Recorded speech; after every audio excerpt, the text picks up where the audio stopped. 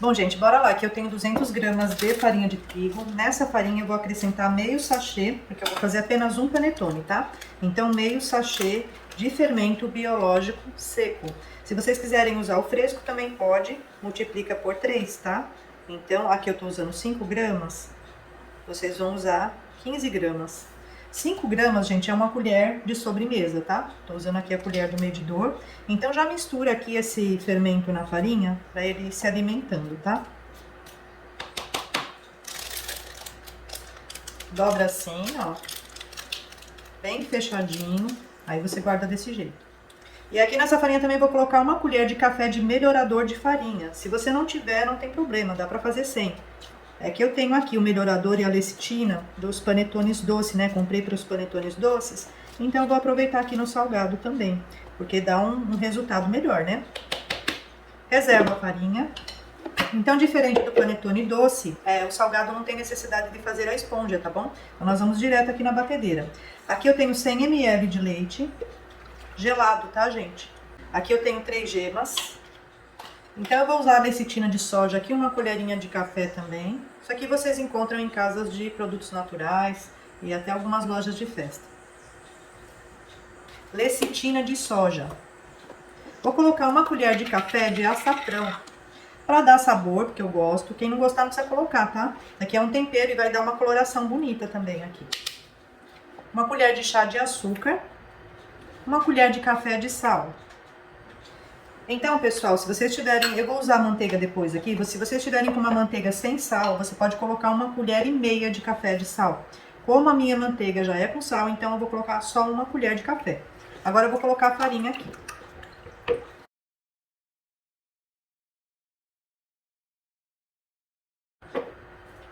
Fica uma massa assim a princípio, tá? Então eu vou bater na batedeira aqui usando o batedor de pães, quem quiser fazer na mão, tudo bem também. Mas vai ter que sovar bastante até atingir o ponto de véu, tá bom? Então vocês nunca devem usar velocidade alta quando estiver batendo o pão na sua batedeira, viu?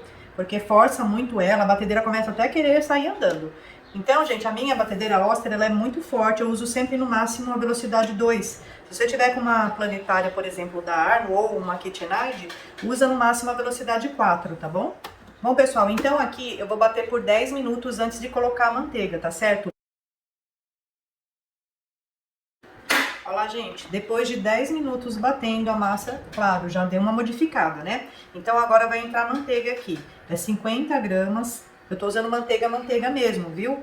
Eu recomendo, gente, que no panetone, né, principalmente se vocês forem fazer pra casa, usa manteiga mesmo, porque dá bastante diferença entre a manteiga e a margarina. Olha, tá em temperatura ambiente, aquele ponto de pomada, tá? 50 gramas. Então depois coloca a manteiga, você vai bater até atingir o ponto de véu. Então, ó, dá uma ajuda aqui antes de começar a bater, dá uma misturada com a espátula, para essa manteiga entrar aqui na massa.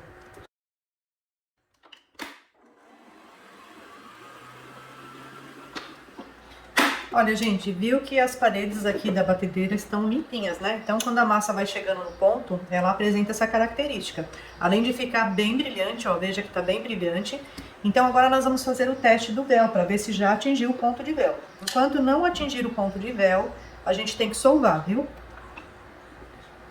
Então, ela ficou, depois que eu coloquei a manteiga aqui, ela ficou ainda mais 10 minutos aqui batendo.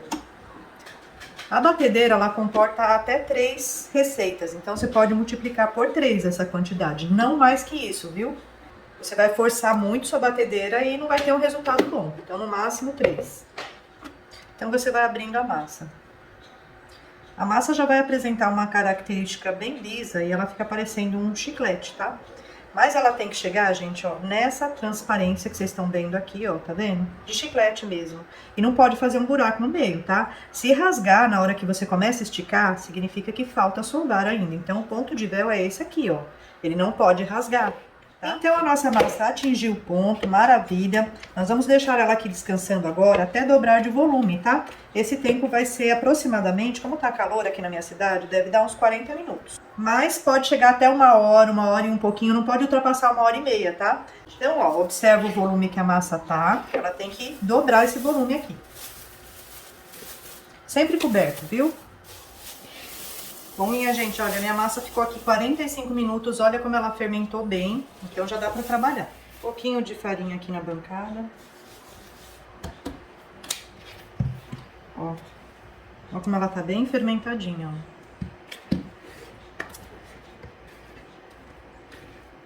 Bom, minha gente, então eu vou abrir a massa aqui agora pra poder colocar o recheio, tá? Pouquinha farinha, viu? Só mesmo pra você conseguir manipular bem a sua massa aqui. Então, olha, eu vou usar aqui no meu recheio calabresa. Aqui tem cebola, azeitona preta e verde, um pouquinho de tomate seco picado. E aqui eu tenho milho verde. Então, você pode colocar o que você gostar no seu recheio, só que não pode ultrapassar 200 gramas. Aqui, por exemplo, eu tenho 100 gramas da calabresa picadinha. Gente, essa calabresa eu joguei na água fervente e deixei por 3 minutos, para ela perder um pouco daquela gordura dela, porque essa gordura atrapalha um pouco a fermentação aqui. Então eu prefiro fazer esse processo, viu? Então você coloca na água fervente, mas não deixa mais de 3 minutos, senão tira muito sabor também da calabresa. E vai eliminar um pouco da gordura dela, tá bom? Então aqui tá a calabresa. Vocês podem usar presunto, pode usar... se for usar queijo, procura um queijo mais duro, né? Por exemplo, um queijo coalho ou então um provolone. Não usa queijo que derrete muito, porque senão só vai ficar bom enquanto estiver quente, né? Então eu tenho 100 da calabresa e eu distribuí as outras 100 gramas nessas outras coisinhas que eu escolhi colocar aqui, ó. Então tem cebola, que eu gosto muito de cebola, acho que dá um cheiro, um sabor muito bom aqui. Mas quem não gostar não coloca. Vocês podem colocar também salsinha, cebolinha. É só tomar cuidado com o peso aí para não ultrapassar o que a massa suporta aqui, né? Porque se vocês colocam muito recheio, depois a massa vai sofrer para crescer, né? Não vai crescer como deveria. Ó, tô distribuindo aqui. Agora eu vou polvilhar orégano, que eu gosto bastante. Então vocês podem usar um bacalhau desfiado, pode usar camarão, só que tem que ser recheio enxuto, não pode ser nada que solta nem muito líquido e nem muita gordura. Então não importa o recheio, mas não pode ser nada que fique soltando líquido ou gordura. Ó, vamos... Então vou envolver aqui, ó. Sempre com um pouquinho de farinha. Então, ó, deu essa misturada aqui, aí você vai lavar a mão pra poder bolear e colocar ali na forma, tá? Então, ó, vou juntar a massa aqui agora. O panetone é 500 gramas, então ele tem que pesar 550 gramas, porque ele vai perder líquido depois, tá? Bom, 595, então eu vou tirar, tá? Tirar um pouco aqui, porque senão, gente, ele acaba querendo transbordar da forma, então é melhor colocar só 550 mesmo. Então agora eu vou bolear para colocar aqui na forminha. Ó, um pouquinho de farinha na mão, um pouquinho de farinha na massa. Quero aproveitar e já pedir para vocês, por favor, deixar aquele comentário, um coraçãozinho, um oi, um emoji, qualquer coisa para ajudar aqui no engajamento do nosso canal. E se você ainda não me segue no Instagram, vai lá porque tem muito conteúdo diferente. Agora vamos colocar aqui na forminha.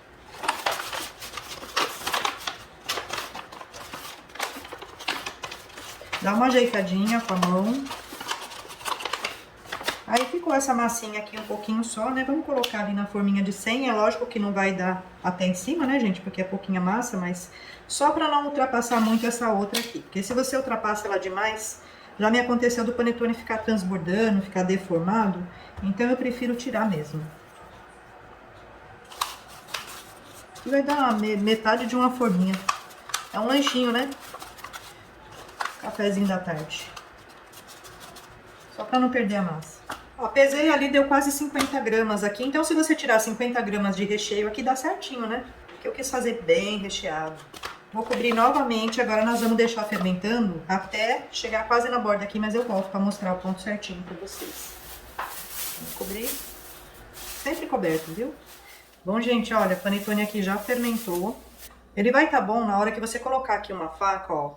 e esse miolo encostar aqui, ó. Então encostou, já tá bom de ir pro forno. Não é para esperar a borda, o canto aqui chegar na borda, não. Nesse ponto aqui ele já tá bom.